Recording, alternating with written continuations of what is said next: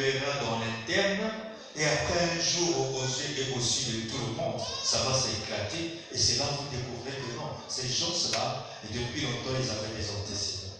C'est pourquoi il n'est pas bon de pouvoir prendre les croyants. Si tu es croyant, ne cherche pas à te marier avec l'incroyant.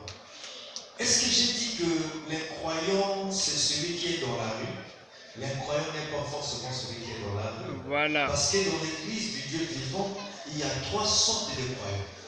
Il y a l'incrédule, donc il est croyant, mais il est incrédule. En quoi est-il croyant que c'est un incrédule?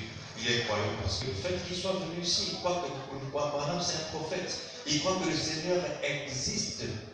Parce que même le diable reconnaît que Dieu existe. Amen. Et il y a la deuxième catégorie. Si tu quittes l'incrédule ou l'incroyant, il y a le soi-disant. Ce n'est pas du pire, mais c'est du simili.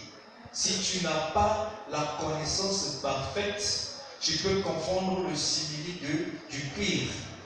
Alors que ça donne pratiquement la même apparence.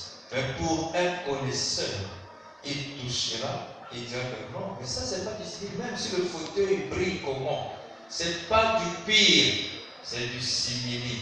C'est ce genre, les détecteurs, c'est le genre de frères qui ont, ou les sœurs, qui sont doués quand même dans la parole, qui connaissent normalement, peu importe l'apparence de qui que ce soit, peuvent le connaître ici. Il y a encore un travail à faire. Et la troisième catégorie, qui est en réalité la première, c'est le croyant. Donc, il y a l'incroyant, le soi-disant croyant, et le croyant. Mais il faut faire attention parce que, comme je dis que ce mariage